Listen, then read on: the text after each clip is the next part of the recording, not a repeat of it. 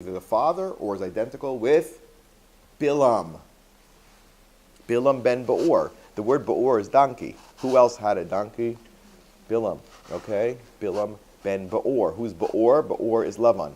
Lavan means white. Agav Beor means you burn things out. That's also known as libun. Libun. Okay? So there are associations. Now that explains something really remarkable. What does Hashem tell Lavan when he's about to catch Yaakov? Don't talk to him. He doesn't say harm him. That would have been logical. He says, don't kill him. Say, don't kill him. He doesn't say that. He says, watch that you don't what? Tova ra. Mitova adra. Lavan wants to kill him. When somebody says, don't lay a hand, right? Like Avram at the Akedah, don't touch Yaakov, don't harm Yaakov. And he also said in the Akedah, so say the same thing here. It doesn't say don't harm Yaakov. He says don't speak to him. What do you think? He's coming to speak? He's coming to cut his head off. So why is he talking about speaking? Magic. Exactly. If you understand that Rachel stole his truffim. What are the truffim? The truffim are these devices that he used for black magic, evil magic, to what? To manipulate the forces of creation that Hashem had created and given kochos to, and use them for harm. Because that's what Bilam did for a living. He was a professional curser.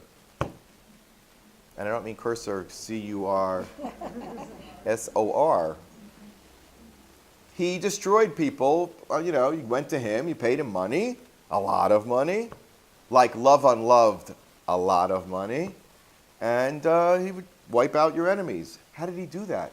Because he was on good terms, ki'ilu, with Hashem, in that he was able to manipulate the anger and remember, Hashem created forces in the world of harm and good as part of reward and punishment, as part of Bechira. Lavan was an expert in manipulating those forces of destruction to his own personal ends, right?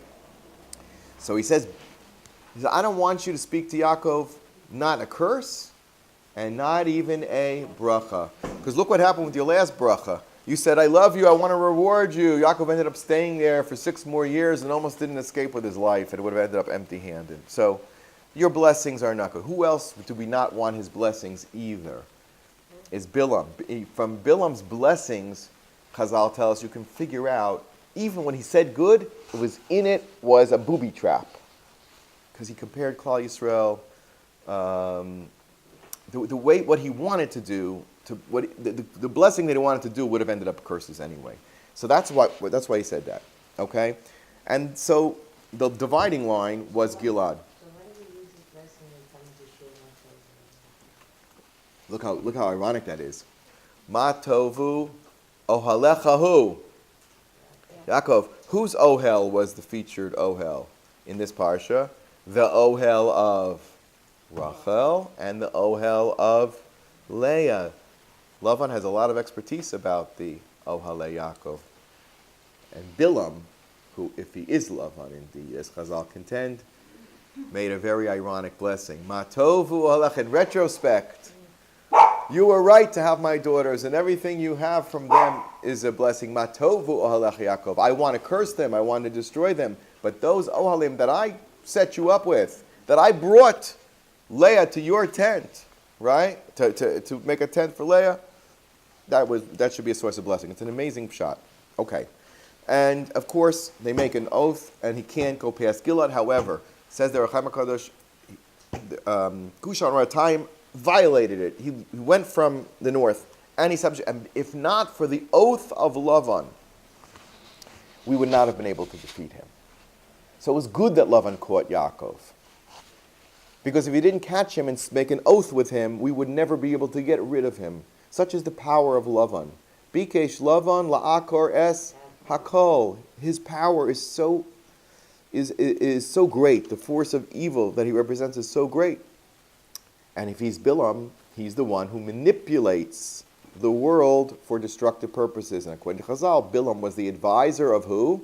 Paro. And if you look at the Midrashim, it is Bilam who's the arch villain, not even Paro. Much more than Paro. It is Bilam, according to Chazal, that convinces Amalek to attack the Jewish people. It's unbelievable. He gave him that advice to send out those women. That's right, and the advice. So he doesn't even have to do it on his own. He has many agents, but he's behind the scenes constantly manipulating so that forces of destruction will come onto Klal Yisrael. An amazing thing. And it hasn't stopped today. So the only way to get rid of Bilam was what Pinchas did. Pinchas used the tzitz, the Kodesh Lashem. It's only through extreme Kedusha and Imuna and the Koach of the Kohen Gadol who can bring tshuva and kapara. That's the only way. Pinchas was the Mashuach Milchama. He represented the Kohen Gadol during that war, and he was able to slay Bilam. Almost impossible. He was able to get him out of the sky using the Koach of Kedusha to counteract his sorcery. Now you understand why Rachel stole the Trufim. I mean, it makes a lot of sense. She knows as long as he's got his equipment, the doctors used to carry around leather bags with the stethoscope. He had a bag of Trufim. If he's got his, stuff, we're in trouble. Was he powerless without them? I don't know about powerless, but couldn't quite do. He didn't have the tools of the trade. What's the doctor going to do without his bag? He's not powerful. Still a doctor, but he doesn't have a surgery knife, and he doesn't have a stethoscope, and he doesn't have a thermometer, and he doesn't know what's going on. He seems to have not got others to take their place. Because he did a lot of damage after them. Yes, he needed them back, and he didn't get them back, but Bilam coped.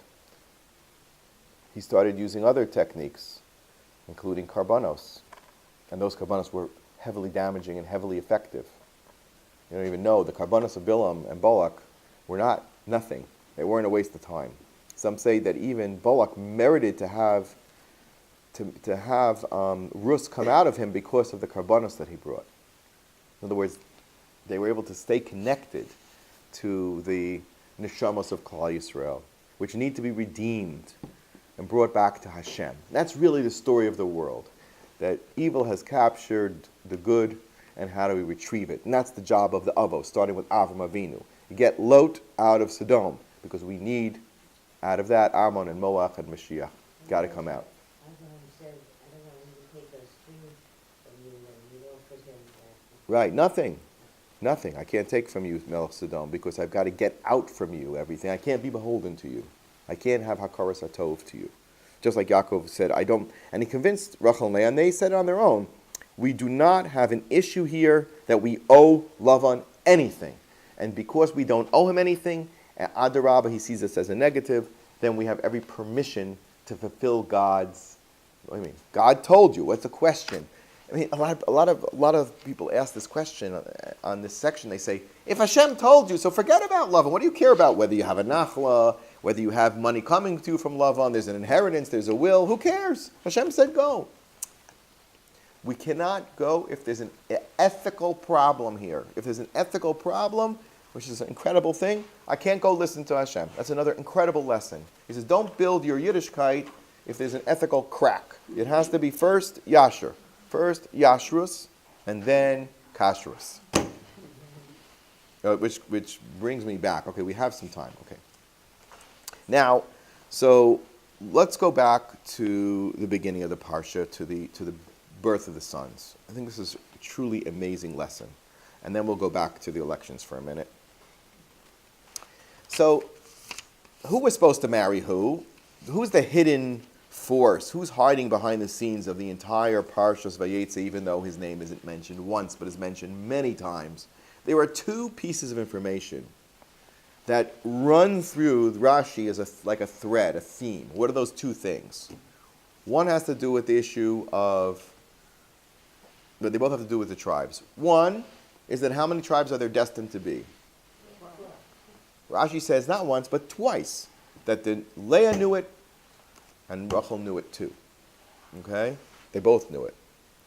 Second is that who else was a competitor to the creation of these 12 tribes and to the wives who was waiting in the wings? Esav. Now this goes back to Hashem's original plan. The original plan, which is the reason why Yitzchak wanted to give the bracha to Esav to begin with, was that they would be co-avos. We speak about shlosha avos, right? How many imaos? Something wrong here? Do your math. 4 imaos. So they each need a husband. So there should be 4 avos. What happened? Esav got lost. It should have been Avram Yitzchak, right? That's Sarah, Rivka, and Rachel and Leah. With whom? But Yaakov had to step in and do Esav's job, and therefore there's only Shalosh Avos. Can you imagine Shmon Esrei, Elokei Avram, Elokei Yitzchak, Elokei Yaakov, Elokei Esav? Can you imagine such a thing? That's what was supposed to be. Esav's failure to live up to his potential and his calling, which eventually he will, is the most tragic story of Sefer Bereshis, and really the most tragic thing that has befallen the Jewish people, because who's right now controlling Am Yisrael, officially controlling Am Yisrael? Esav, Edom. We may be living in Eretz Yisrael, but we are not free. We are considered under the Mamshala of Edom, which is the Western world, which is the Christian world, and they really control. We cannot fight them. And at this point, we can just need Siyata D'Shmaya to do like Yaakov did, to somehow survive. Okay. Now, Yaakov Avinu was focused on marrying whom? Rachel. Right? And how many tribes did he think he was going to make from Rachel? 12, because he already bought the Bechorah from... So then Rachel would have produced and then we would have had 3 imaos, and we would have had 3 avos, but Hashem had other plans. Not that Hashem had other plans. Hashem didn't have other plans. Who was really supposed to fall to Esav? Leah. How do we know that? It's because Chazal tells us. Einea rakot. She had soft or compromised eyes, weak eyes. Why did she have weak eyes? She was rubbing her eyes all day from the tears and the redness. That what? She did not want to fall into the chelik of Esav. Did Hashem listen to her? He totally did. And not only that, but I'm going to ask the question this way.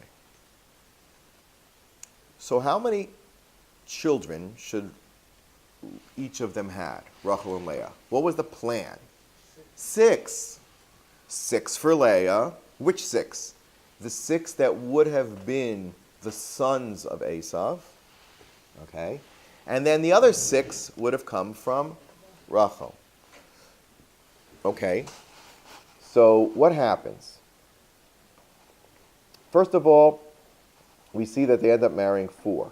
So that means how many is each one supposed to have? Supposed to have? Okay. So look what Leah says. Leah, who has davened her way back into Klal Yisrael. She's forged a place for herself in Klal Yisrael. Okay? It's what happens right away. It says,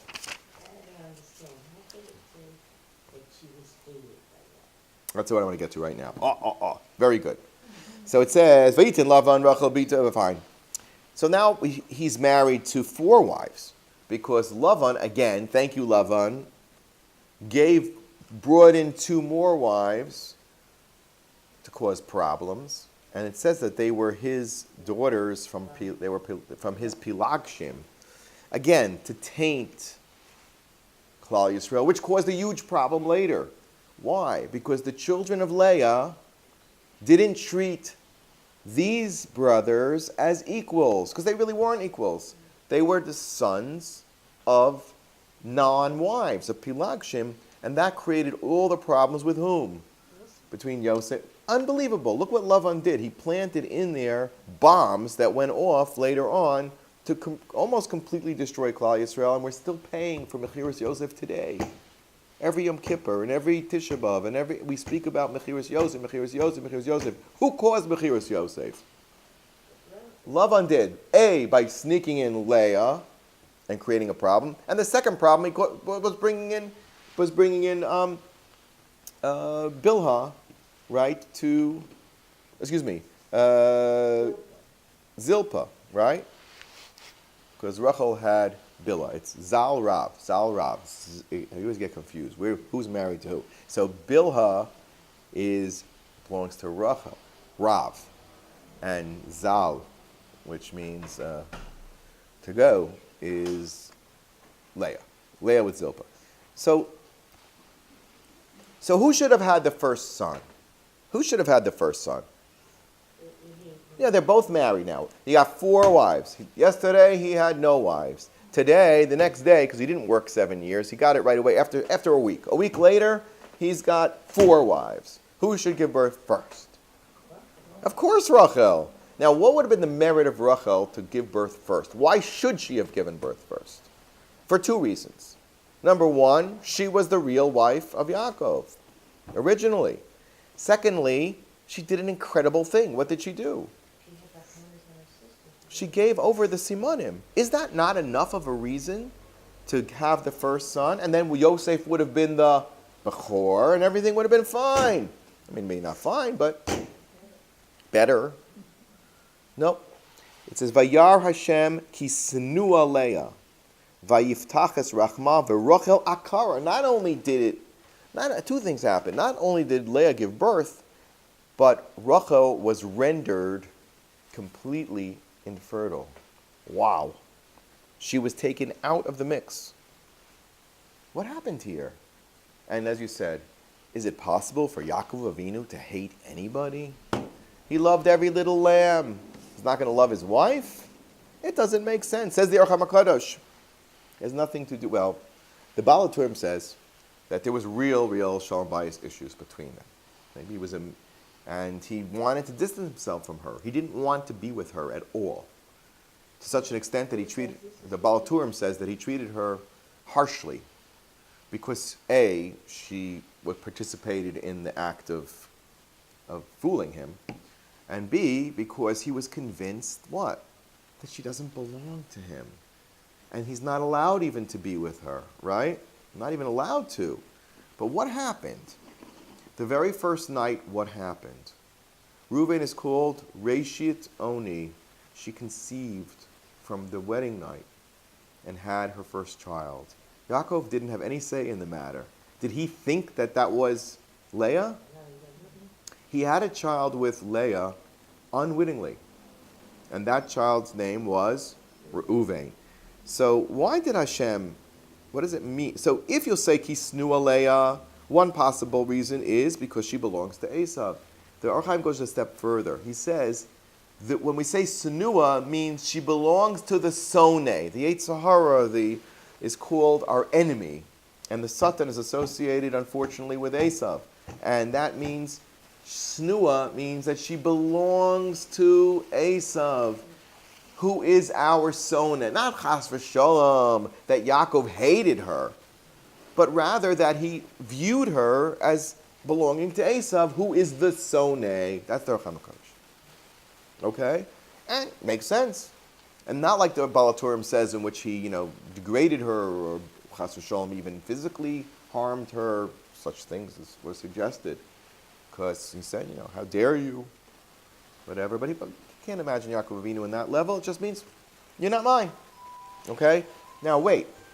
But Yaakov Avinu had taken the Bechorah away from Esav, right? But now, think of it this way from the Or Chaim HaKodesh's perspective. Albeit that he knew that he was responsible to be the Bechor, he might have thought that he would have all 12 tribes from one wife. His destined wife. So we'll have to produce 12. Instead of producing 6, we'll produce 12. He had no interest in marrying Leah because she belonged to Esav. He didn't want to marry Esav's wife. He just wanted to marry his wife and subsume the role of making 12 tribes. And that's not what Hashem wanted.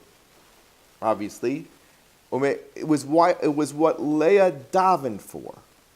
So what do we see? We see that she was able to accomplish something with her koach hatfila that was incredible. Leah davened her way into being one of the imahos. It's one of the great testimonies to the power of tefillah that we've ever seen. So much so that look what happens. Hannah emulates her. Rachel gets back to it later, but not now. Interesting, she took the koach of her father and used it for tov. Ah, very good. What was Lavan's thing? Im tov imra, his koach of speech. Ramai, his cheating, was in his words. The way deception. He presented himself one way, he did another thing. He deceived people with his tongue. Okay? This is Lavan. So here we say, Leah turned that around to tefillah. Now, what did Hashem do? So okay, fine. So she earned her place. Look what she says. So how many kids should she have gotten? She should have gotten, let's say, 3. How many did she get? 6. But first, how much does she get? How many did she really want? She just wanted 4. How do we know that she didn't want more than 4? But Yehuda, like the name, thank God. Right. So, but why did Hashem give her Yehuda? That ruined everything. It was supposed to be symmetrical. Everybody would get 3. Why did Hashem give her a 4th child? Now listen to what she called the names. She said, Reuben. You understand the problem? I understand if she wants to be part of things. So be part of things. And there are 4 wives. You deserve 3 children. And that's it. Why does Hashem give her a 4th child? Look at the names. He says, Vatikra Reuben. Ki amra ki ra'a Hashem ba'ani ki ata yehevani ishi. Now my husband will love me. Why will he love me? Why will he love me? Because he'll see that I really do belong to him. Because Hashem wouldn't have given me a child with him if I were destined to marry him. So he's going to love me now. So what should her name have been? Really? What should the guy's name have been? Ahuv, right? Ahuv. Ahuv. What does she call him? Reuben. What does Rashi say? He says, look at the difference between me and my mother-in-law, who gave birth to who? To Esav, who's lurking around the background. Esav never forgave Yaacov for taking away the Bechorah, but my son Reuven will forgive Yosef, who will take away the Bechorah. Look at that nevuah that she had. Why does she call him that? Because what she's saying is, it's okay that I'm part of Klal Yisrael. Yaakov will now accept me because my son Reuven is not Esav. He's not Esav. He's okay. Maybe a little problematic, but he's not Esav. He's going to give us Dasan va'aviram. He's not that bad. Ultimately, he wanted to save Yosef. He didn't really want to kill Yosef. Okay, look at the second son's name. But the second son's name is Shimon. Why? Ki shama Hashem ki senua anochi. 1 second, I thought he loves her. Or Chaim HaKadosh asked this question too. Who should have gotten the name Shimon? The second kid or the first kid? First kid. Because that's what it says. It says, Vayar Hashem ki snua Leah, and she should say, Ki shama Hashem ki snua anochi, and the first child's name should have been Shimon. Why is the second child's name Shimon? And then what does she say? Va'ata hapam yalav ve'ish yalai. He's going to have to follow me around because I gave him a 3rd son. She called him Levi. Yes. And the Midrashim say that the name was given to him, meaning that he's going to be accompanied with gifts. He's going to end up being the Leviim and the Kohanim who get the gifts from Klal Yisrael. He's like when somebody is escorted with fanfare and gifts. So what's really going on over here? So based on the Chaim HaKadosh, you say as follows. There were 3 stages that she went through with Yaakov. Number 1, okay, I'm part of Klal Yisrael, but I really do belong to Esav.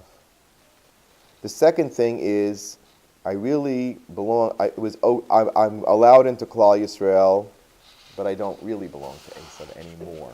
The second son proved that Hashem heard that I don't want to be part of the Sona anymore. And by giving her a second son, which would be at least as many as Rachel was destined to have, she left the chelik of Esav forever. And Adrabah, Hapam Yilava Ishi Alai, by the third son, which is a Chazaka, says the Rechaim HaKadosh, she stays with him. And where does she end up staying with him forever and ever? In Maras Machpelah. So each step of the first three sons took her one step further away from belonging to Esav. Why the fourth son? So here's what I want to tell you. This is an amazing chiddush, based on the Rechaim HaKadosh. Who was the first son of Yaakov and Leah?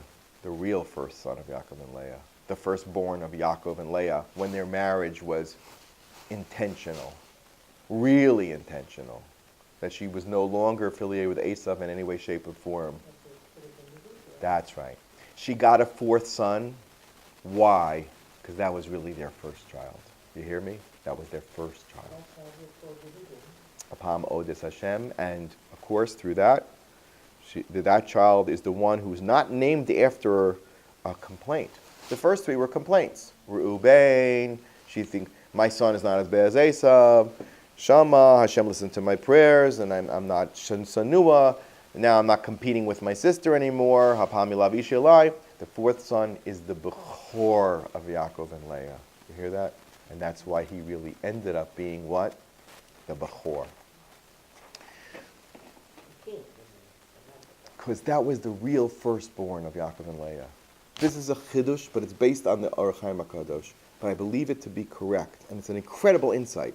The first real child of Yaakov and Leah is Yehuda. And that's what our essence is as Jews. Correct.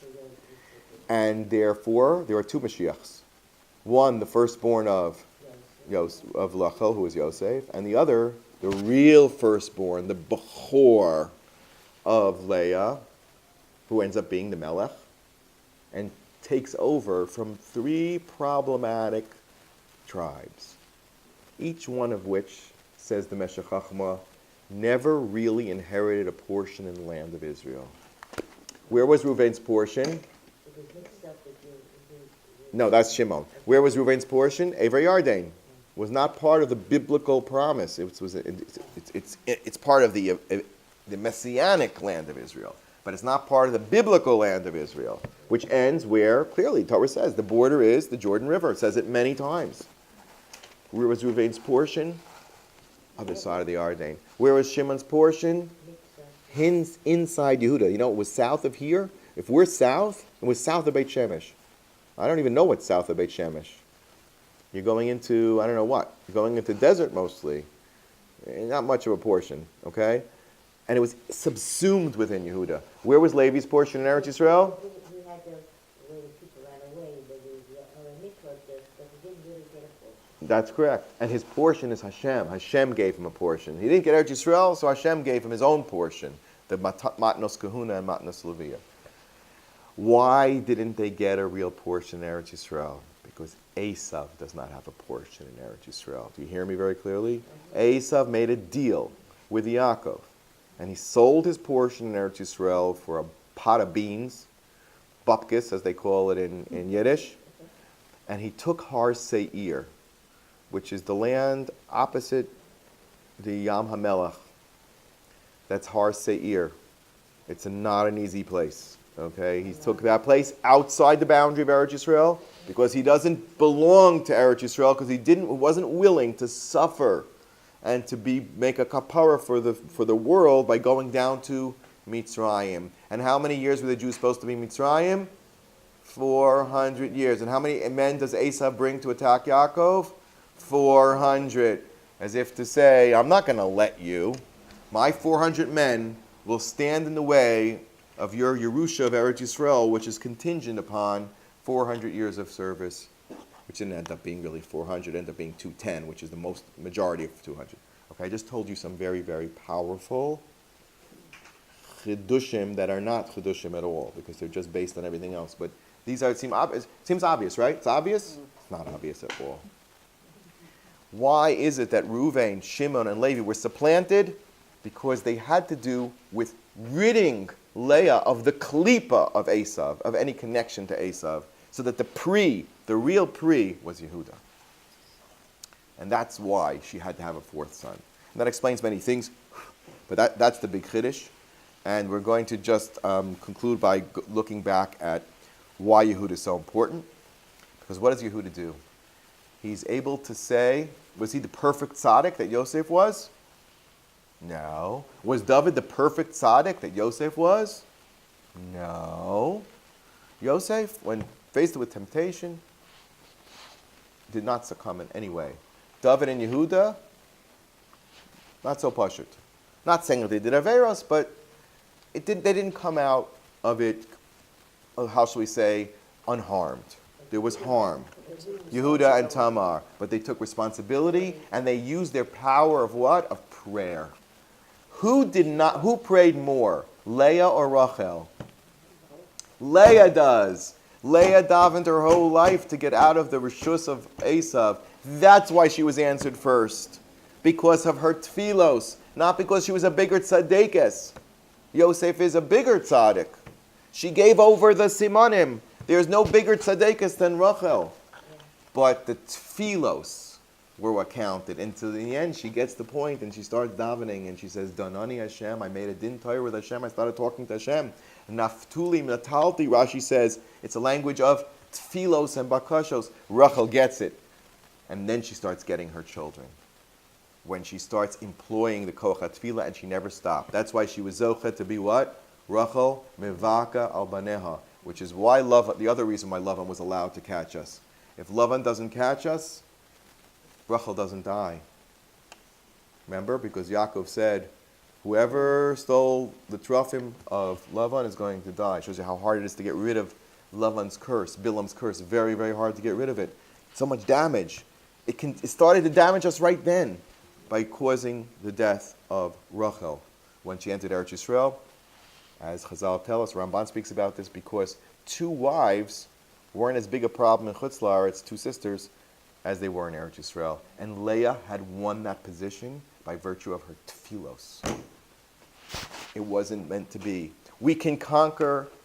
That's what Rachel says. He says, Danani Elohim, I judged Hashem, Gam Yachalti. I convinced Hashem to do as I wanted. The Koach HaTfilah. So let's not forget, Koach HaTfilah is even bigger. Koach HaTfilah and Koach Tshuva is even bigger than how big a tzaddik you are. You can do all kinds of acts of chesed and tzedakah, but if you don't open your mouth and plead with Hashem, that's what Hashem really wants, because He wants a personal connection. That goes back to the elections. If I write an article, and I'll end with this, to respond to that editorial, I would say, you can't just play the Rebbe card. You know, kids have Rebbe cards. It came to replace baseball cards. My kid, when I raised my first two little boys, one is getting married now. First one is married. They had Rebbe cards, and I got Rebbe cards. Different Rabbeim on baseball, like a Lahavdil baseball card. You can't just play the Rebbe card, flash the picture of a gadol, and say you have to vote for me. And you have to, because how could you against the gadol ador? And nobody would want to, but that's not enough. You have to then explain why you deserve the vote. You have to go and show why you're important to people.